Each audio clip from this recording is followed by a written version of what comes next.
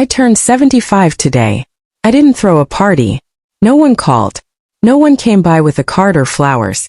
There was just me, a candle, and silence that stretched too wide for the walls to hold it. I lit that candle for one reason, and one reason only.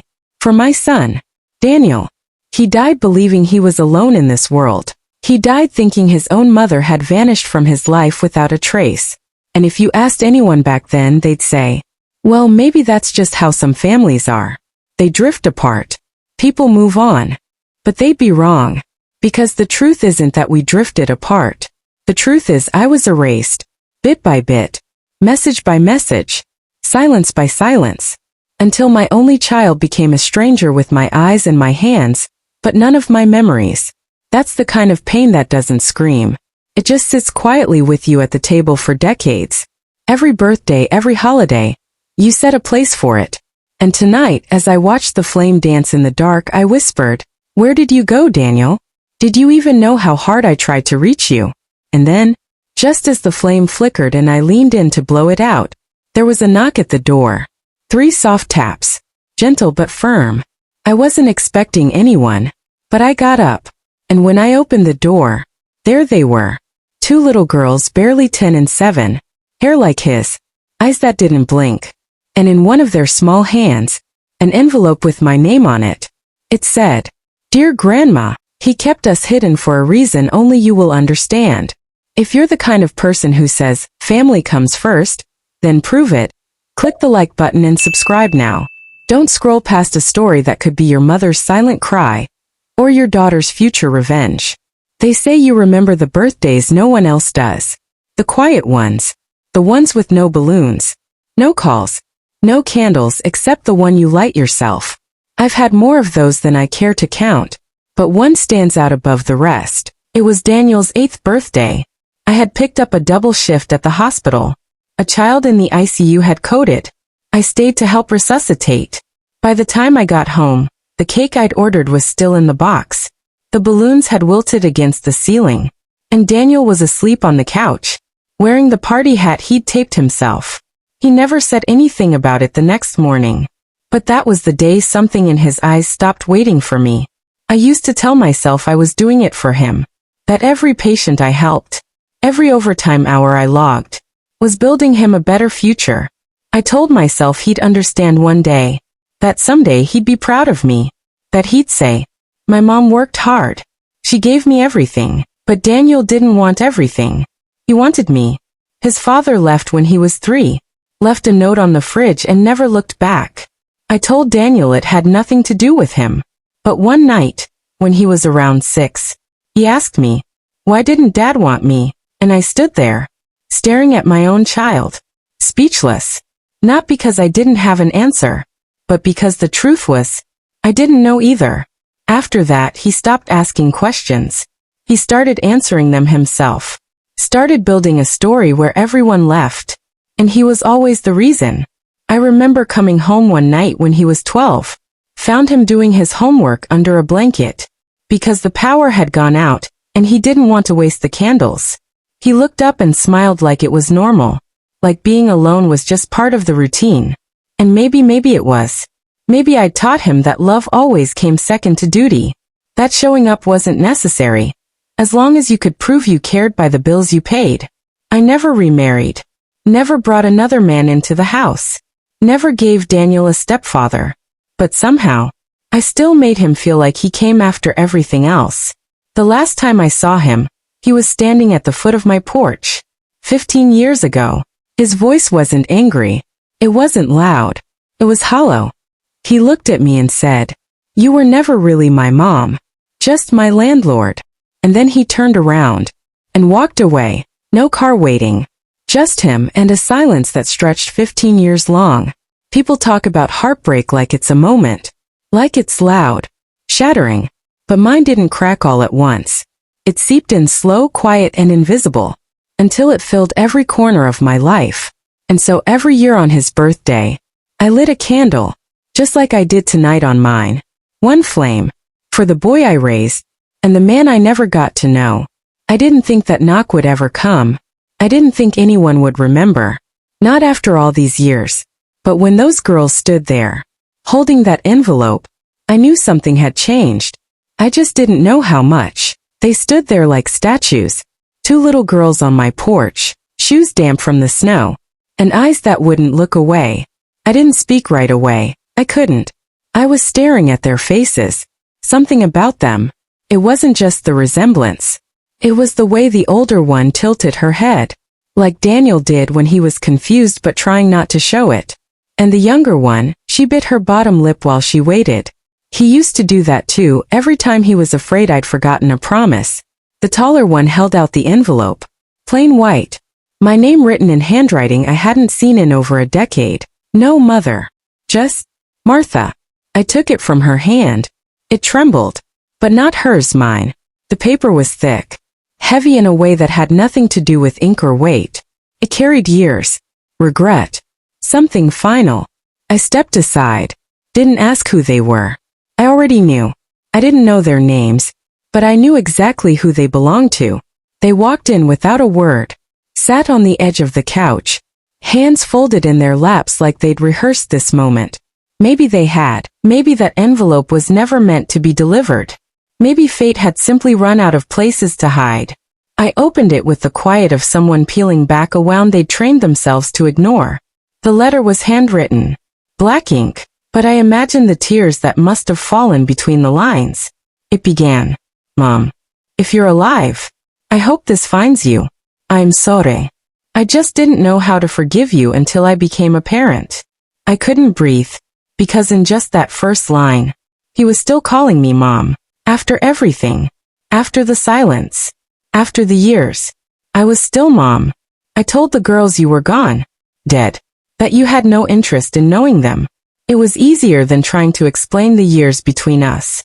Easier than telling them I didn't understand why you chose to disappear. I thought saying you were dead was kinder than telling them you'd left me alive but untouched. My chest tightened. I wanted to speak. To tell him, that I never left. That I had written letters. Made phone calls. Even driven to his last known address twice. But every door I knocked on stayed shut. Every number rang into silence. Angela was good to me. She listened to the parts of me I didn't know how to say out loud. But she never understood the way I avoided birthdays, or why I always left the room when the girls asked about my childhood. I was afraid. Afraid that if I let them love you, they'd one day feel the same emptiness I did. And I wouldn't know how to stop it. I looked up at the girls. They were still quiet. Still waiting. She passed away last spring. Breast cancer, and for the first time in years, I wanted my mother. Not for help. Not for answers. Just to be held. The way I used to pretend you might have. Before work. Before exhaustion. Before the world made you so small you disappeared from your own life. My hand trembled as I read the next lines. I'm sorry for the things I said. Especially that last one. You were never just a landlord. You were trying. And I was too young and too angry to see it. The room seemed to shrink.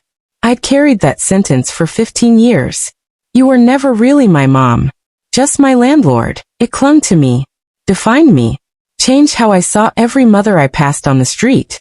Every child I saw being hugged in a grocery store. But now here he was. Apologizing in ink. Undoing what I thought couldn't be undone. If you're reading this, it means the girls found you. I couldn't bring myself to tell them the full truth. But they deserve a family. Even if I failed at giving it to them. Especially if I failed. You'll know what to do. You always did in your own way. I pressed the letter to my chest. Closed my eyes. I couldn't cry.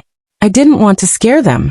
But inside, 1,000 tears clawed at the surface.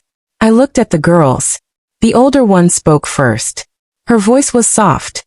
Are you really our grandma? I nodded. Couldn't speak. Didn't trust myself to. She looked at her sister. Then at me again. Daddy said you were gone. But he also said, if we ever found you we should stay. I reached out. Held their hands in mine. They were warm. Small. Trusting. And in that moment, I felt something I hadn't felt in years. The chance to begin again. The letter wasn't the end. It was only the beginning. Because tucked beneath it was something else. A key. Just a small silver key. And that's when I realized Daniel had left me more than memories. He left a trail. To everything I never knew. And everything he couldn't say. The key was small. Silver. Just cold metal pressed into my palm by a child whose father once called me a ghost. But ghosts don't get second chances. Keys do. That night, after the girls had fallen asleep in the spare bedroom, still made up with quilts I sewed before Daniel hit puberty, I sat at the kitchen table, letter open beside me, key turning slowly between my fingers. I hadn't touched his name in years. I hadn't said it out loud without bitterness twisting it in my mouth. But now, I needed to know. What became of my son after he walked away from my porch without a suitcase or a goodbye? I started with what the girls had brought. A half-torn family photo. Him older. Beard. A little thinner. Angela. His wife beside him, frail even in the picture. And the two girls toddlers then. He looked happy. Worn but happy. The kind of joy that isn't loud. The kind that comes after pain when you've stopped chasing more and started holding on to enough. The return address on the envelope led me to Buffalo. A two-flat building with chipped siding and a small wooden sign beside the door. Children's Outreach Center, Family First. I stood outside for a long time. The place looked tired. Overgrown grass. A tricycle rusting near the stoop. But the windows had paper hearts taped to them. The kind kids make with sticky fingers and too much glue. Inside, I met a woman named Denise. She looked at me like she'd seen me before but couldn't place me. You're Daniel's mother? Her voice didn't carry disbelief. Just something else. Pity? Maybe something closer to regret. I nodded. She led me to a back office. The walls were covered in drawings, some childish, some haunting. A cracked mug sat beside a file marked Jenkins Daniel. He never talked about you, she said gently. But he kept your picture on his desk. For years. I told her I hadn't spoken to him in over a decade. She told me he spent that same decade trying to forgive someone he wasn't sure ever wanted to be forgiven. He was good with the kids, she said. Especially the older boys, the ones who'd already been told they were too broken, too angry. He could reach them. Not with lectures, just presence. That sounded like Daniel. The quiet boy who'd sit beside me when I cried over a patient's death, never asking what happened. Just offering his small hand in his silence. Denise pulled out a small stack of letters. Most were addressed to him. One, she said, had been sent back years ago, unopened. It was from me. My handwriting. My return address. A letter I'd mailed the Christmas after he left. He never read it. Because he never received it. I asked why. She hesitated. Then walked over to a small safe in the corner. And pulled out a folded document. Old. Yellowed at the edges. A signed custody agreement from when Daniel was a child, listing my older sister, Claire, as his emergency guardian. Claire. Of course. When our mother passed away, Claire took it upon herself to be the moral compass of the family. She was older, sharper, quicker to criticize than to comfort. To her, I was always the sister who chose the night shift over the PDA, who traded casseroles for blood pressure monitors, who let her marriage fail, and then dared to raise a child without a husband or shame. When Daniel walked out of my life, I reached out to Claire, begged her to help me find him. She told me he didn't want to be found, said he'd written her, told her to leave it be. But now in this office, 10 years too late, I was reading the truth. Daniel had written me. Once. Maybe more. And Claire, my own sister, had intercepted it. I remembered one phone call in particular. I was crying. Desperate. Asking Claire if she'd heard anything. She said no. But her voice. It had that tightness. Like a lie being held together by teeth. Denise told me Claire had emailed Daniel once, attaching a scan of one of my letters. Daniel never responded. He thought you gave up, she said quietly. He believed you made peace with losing him. But I hadn't. I never did. I made mistakes, God knows I did. But walking away was never one of them. The key I learned was to a storage unit. Daniel kept it after Angela died. It was where he put the things he couldn't bring into the house. Memories too sharp for everyday living. I went there the next day. It was small, dusty, cold. Inside were boxes. One labeled Dad. One Angela. And another, sealed tightly, marked in thick black marker, Mom. Do not open until forgiven. My breath caught. I stood there for a long time, hands trembling. I didn't know what I'd find inside. I didn't even know if I had the right to open it. But the lock turned easily, like it had been waiting. Inside, pictures, letters, a newspaper clipping from my hospital retirement party, a crayon drawing Daniel had made at 5, me in scrubs smiling, holding his hand. On the back, my mom saves people. And at the bottom, a voice recorder. Old, plastic chipped. I pressed play. His voice filled the silence. If you're hearing this, it means you're here. That the girls found you. That I didn't succeed in cutting every tie. I sat down on the cold concrete floor. Recorder pressed to my chest. As Daniel's voice, older, deeper, tired, poured into the room. I blamed you for so long. Because it was easier than admitting I missed you. Because hating you gave me something to hold on to. But the truth is, I think I was always waiting for you to come knocking. My fingers curled around the edge of the recorder. And now that you're here, I need you to know. They're yours too. Take care of them. Tell them who I was. Tell them who you are. Don't let them grow up thinking love is supposed to be earned. The message ended. Silence returned. But I didn't move. Not for a long time. Because something inside me had shifted. Not healed, but opened. And I knew then. I hadn't come to Buffalo just to learn about my son. I came to pick up the pieces he left behind. To carry them forward. To carry him forward. And maybe to finally carry myself. The hardest knocks don't come from fists. They come from family. They come from voices you once trusted. Voices that cradle you with one hand and smother you with the other. After I left Buffalo, I drove straight through the night. Headlights carving through fog like questions I was too afraid to ask. I didn't stop for food. Didn't sleep. Didn't turn on the radio. Just silence and the sound of tires chasing ghosts across state lines. Claire's house sat like a monument to judgment. Same white paint, though now flaking. Same stone path cracked and crooked. Same front door with the brass cross she nailed there after Daddy died. As if God could be nailed into wood the way she nailed guilt into flesh. I hadn't seen her in years. We'd stopped talking after my third letter to Daniel came back unopened. With Claire's neat little handwriting scrawled across the envelope. No forwarding address. Let it go. But I never let it go. I just buried it. Now I was digging it up. The door creaked open before I could knock. Her nurse stood there, nervous. Told me Claire was bedridden. Weak. Didn't talk much anymore. She might not remember you, the girl said, like it was a mercy. I didn't correct her. The house smelled like lemon cleaner and old paper. The scent of erasure. The way Claire always liked it. Her bedroom was dim. Curtains drawn. Only the lamp by her bedside lit the room in this soft, amber glow that made her look almost kind. But I knew better. Her eyes opened as I stepped in. Cloudy, but sharp enough to recognize the shadow standing in the doorway. Martha. My name came out like gravel. She didn't sound surprised. Just tired. Like she'd been waiting. I pulled up the chair beside her bed.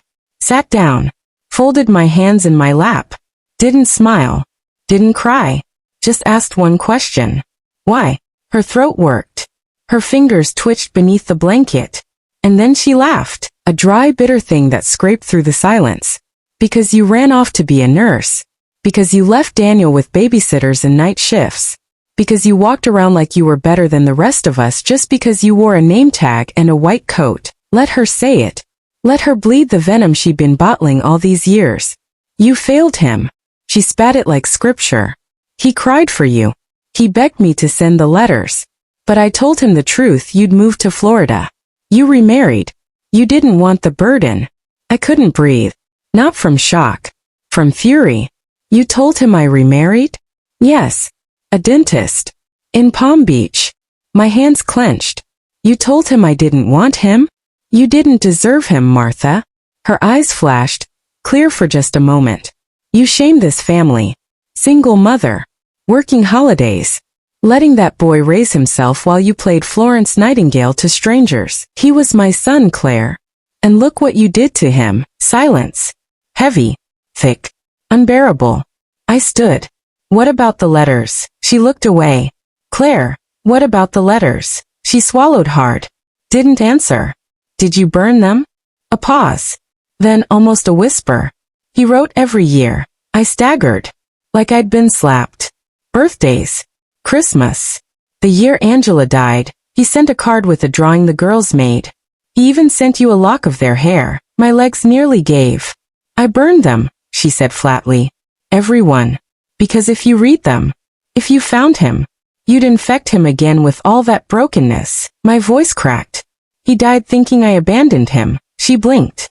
He died without knowing I never stopped loving him. Her face contorted then. Not in anger. Not even regret. But something smaller. She was afraid of dying wrong. Afraid of meeting God with ashes under her fingernails. Check the attic, she rasped. What? He left something there. Years ago. Said if you ever came home, I was to give it to you. I didn't think you'd come. Didn't think you should. She coughed. Hard. Her body curled like a leaf folding in on itself. I stood still, watching the woman who once braided my hair before church now crumbling into bedsheets and fading breath. I didn't hate you, she wheezed. I just didn't know how to love you.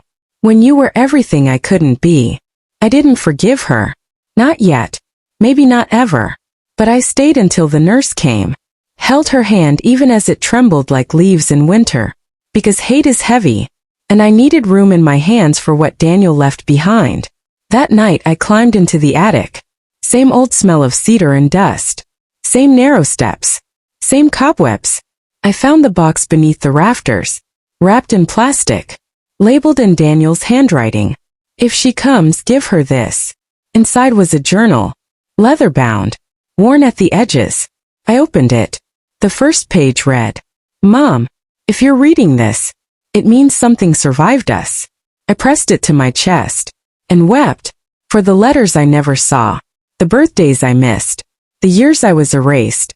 And the son who still tried. Even after everything. To leave me away back home. Dust curled in the air like ghosts as I pulled the second box from the corner of the attic. It was smaller than the first. An old shoebox wrapped in faded twine barely holding its shape. The lid trembled in my hands. The moment I opened it, the past spilled out like it had been holding its breath for years. On top, unopened letters, each one sealed carefully, addressed in Daniel's unmistakable print. Mom.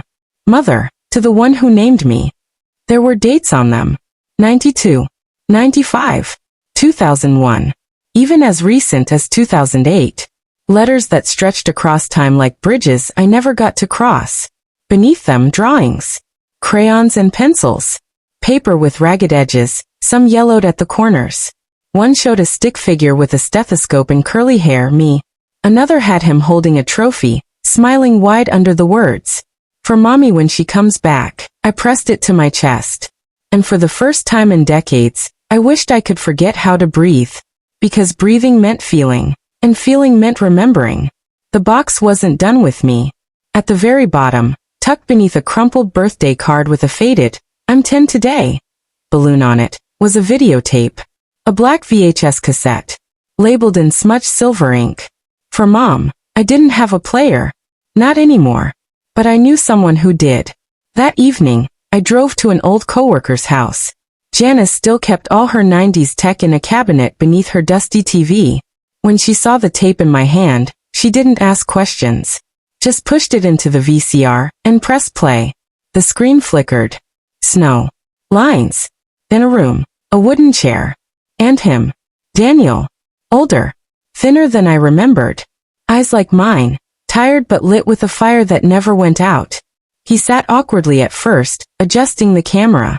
Then he took a breath. Mom, my knees gave. Janice caught me, sat me down. And left the room without a word.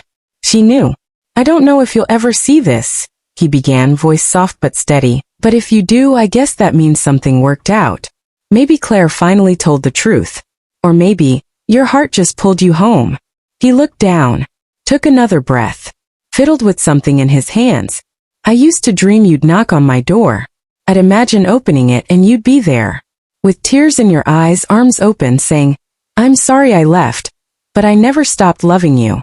He gave a half smile. But the door never opened. The knock never came. I wanted to scream. To rewind time. to claw through every wall Claire ever built between us. I stopped being the boy who waited, he said.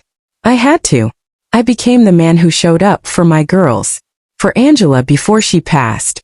I couldn't afford to wait anymore. I became the parent I always hoped you'd be. Because I didn't want to repeat your silence. His eyes shone. Not with hate. Not with blame. But with something worse. Disappointment seasoned with love. You see, I didn't hate you, Mom. I just didn't understand you. A pause. He leaned in closer to the lens like he was trying to reach through the screen. I used to think your silence meant you forgot. But now, as I'm raising two little girls on my own, I know silence can mean a lot of things. He held up a drawing. One I'd seen earlier in the box. Me and him, stick figures in front of a crooked house. Samantha drew this last week. She said it's her, me and you, Grandma the hero. Funny, huh? He laughed, but it cracked in the middle. If the girls find you, please tell them the truth. Tell them I didn't hate you. I just didn't understand you. But I wanted to. The camera shook a bit. He leaned back. And if this is all you get of me, let it be enough to know that I tried. I loved you, even in your absence. The screen went black. I didn't move for a long time. Didn't blink. Didn't breathe. Just sat there suspended in a grief too heavy for tears. He'd spoken to me from the grave. Not in anger. Not in bitterness, but in the raw ache of a child who'd only ever wanted to be seen. Back at home, I sat on the porch with the journal in my lap and the shoebox beside me. The wind whispered through the trees. And I whispered back. I see you now, Daniel. I hear you. And I will not let your daughters grow up with the silence you lived through. Somewhere inside something broke. And something else began to bloom. Not forgiveness. Not yet. But a vow. A vow that whatever legacy Claire tried to erase, I would rebuild one truth at a time. Because my son's voice finally reached me. And I was done being quiet. The first time they called me Grandma, I didn't respond. Not because I didn't want to, but because it didn't seem real.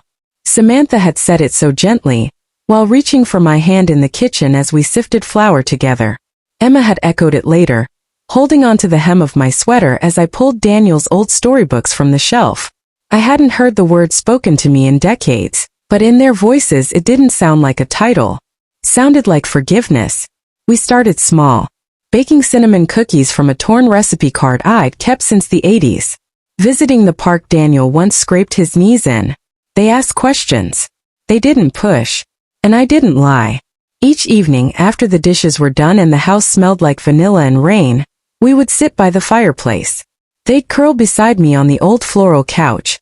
And I'd pull out one of Daniel's books, battered from years of love. He'd scribbled in the margins. Little notes from when he read to them. Skip this page, it scared Emma. Or Samantha loves this part, do the silly voice. So I did. And they laughed. And it felt like he was there with us. We visited his grave on the second Sunday. The girls brought daisies. Samantha held mine as I knelt and ran my fingers across his name etched in stone. I'm here now, I whispered. I'm late, but I'm here. I had the letter folded neatly inside my coat. It wasn't long, but every word had taken hours to bleed onto the page. I opened it, read it aloud softly as the girls stood close. Daniel, you didn't repeat my silence. You shattered it. You broke the curse I didn't even know I was passing on. You became what I failed to be. And I promise, your daughters will never feel what you felt. Not again. Not while I still have breath in my body. I folded it gently and placed it on the grave, pinned beneath a stone. Samantha reached out and laid a small photo beside it. A picture she'd drawn the night before. All of us holding hands beneath a crooked tree. A big red sun smiling in the corner. I told him we found you, she said quietly. I think he already knew. Later that week, I drove to Angela's parents' home. It was an old white brick house nestled between two large oaks. I stood at their door longer than I should have. The fear sat in my gut like a weight I couldn't shake. When they opened the door, their eyes narrowed. They knew who I was. And they didn't smile. We sat in their living room. They served tea, but the silence was bitter. I wasn't there, I said. And I don't expect you to understand why. But I came to tell the truth. And to thank your daughter. At first they didn't speak. Not until I showed them the letters. Not until I played the video. Not until I let them hear Daniel's voice. Then the old woman, Angela's mother. She touched my hand. Trembling. Wounded. He never stopped loving you, she said. And she tried to love enough for the both of you. We cried together. Mothers who had lost. Mothers who had loved in their own imperfect ways. They let me stay for dinner. Told me about Angela's laughter. Her strength during chemo. How she made Daniel promise that their daughters would know both sides of their family. They were fulfilling her wish. And now so was I. That night, back at home, Samantha fell asleep on the couch with a book still open on her chest. Emma had curled up at the foot of the bed in my guest room, holding one of Daniel's old toys. I watched them breathe. Peacefully. Fully. Completely. And I thought, this is what second chances look like. Not always loud. Not always dramatic. But tender. Like a page turning softly in the dark. A new chapter had begun. And this time I wasn't going to miss it. It was a rainy Tuesday when they found it. The kind of rain that doesn't rush or roar. Just quietly lingers on rooftops like the past refusing to leave. Emma and Samantha were playing upstairs, pretending the attic was a castle. Their laughter echoing through the ceiling beams like music I never thought I'd hear in this house again. I was folding laundry in the hallway when I heard Samantha call my name. Not loudly, but with a kind of quiet wonder that made my heart skip. Grandma, you need to see this. I climbed the attic steps slowly. Dust still danced in the shafts of light spilling through the tiny round window. They were huddled near an old wooden trunk. One I hadn't seen in decades, tucked behind holiday decorations and time-worn boxes. In Samantha's hand was a single envelope, yellowed by age, sealed with a fragile piece of tape. The handwriting on the front was unmistakable. Daniel's. And it said my name. Just my name. Martha. But what froze me, what made my knees nearly buckle, was the date in the corner. Just 7 days before he died. I sat down slowly. My fingers trembled as I opened it. Inside a photograph. It was a photo of me holding Daniel as a baby, one I'd thought had been lost long ago, but someone had edited it. On either side of us were Samantha and Emma, smiling perfectly blended in. It was surreal. Impossible. Yet there we were, frozen in a family portrait that never actually happened but should have. Then I unfolded the letter. I read it aloud, my voice cracking like old wood. The girls sat quietly beside me, listening as if it were a bedtime story meant only for our hearts. If you ever read this, Mom, it means my daughters found you. And I hope they did because I still believe they would. I raised them to believe in finding lost things. I don't know if you'll carry the weight of the past. I did for a long time. But I let go of blame when I realized something. It wasn't silence that hurt me most, it was not knowing. If you're reading this, don't carry the guilt. Please. Just be the grandmother I know you can be. That'll be enough. That'll be everything. I didn't speak for a long time. Emma rested her head on my shoulder. Samantha held the photo carefully in her lap, tracing Daniel's baby curls with her finger. Outside, the rain softened. The attic didn't feel cold anymore. And I finally understood. Daniel hadn't sent the letter to shame me. He'd sent it to free me. This wasn't about reclaiming lost time. It was about honoring what remained. That night I framed the photo. It now sits by my bedside. Not as a reminder of what I missed, but of what I still have. Samantha helped me tape the letter to the inside of my closet door. She said, "In case you ever forget." I told her, I won't. And I haven't. Because now I carry Daniel in every Sunday story, in every batch of cookies, in every whispered good night, in every small laugh that rises like sunlight through this home. The past didn't disappear, but it's no longer chasing me. I'm walking with it, toward something new. And this time, I'm not alone. The house feels different now. It echoes with footsteps that don't haunt, laughter that doesn't sting. There's flour on the kitchen counter again. Tiny shoes by the door. A braid half done on a doll that sits waiting to be finished. My name is no longer just Martha. Now I answer to Grandma MJ. The J is for Jeanette, my middle name. But to Emma and Samantha, it simply sounded cool. At first, I winced when they said it. I thought it was a mistake. I thought I didn't deserve that name. But over time, it became a healing salve. like rain on cracked earth. I began to do the one thing I never thought I'd have time left for. I gave back. Daniel spent his life serving children who didn't have families. So I made sure that wouldn't end with him. I sold the lake house, donated the old family silver, and I started a scholarship in his name, the Daniel James Foundation for Second Chances. It was for foster kids, especially those too old to be adopted, the ones who'd been forgotten in the system, the ones who, like Daniel, still dared to hope for family. Applications started pouring in, essays that made me weep, stories that mirrored my own in ways I never expected, wounds I could finally understand. Some days I'd read them aloud to Emma and Samantha at the table. We'd choose the recipients together. Not because they were perfect, but because they reminded us, broken doesn't mean unworthy. It just means someone needs to believe. The girls are older now. Emma likes to draw comics. Samantha wants to be a teacher. They still argue over whose turn it is to walk the dog. And they both insist that I make the pancakes with the crispy edges just like Daddy did. There are photos of Daniel everywhere now. Not hidden in boxes. Not collecting attic dust.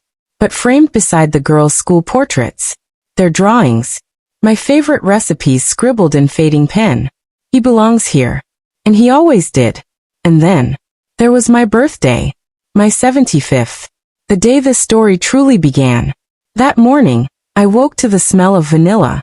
They had baked me a cake, leaning slightly to the left, frosting uneven, but beautiful. They made me a crown out of gold paper and dandelions.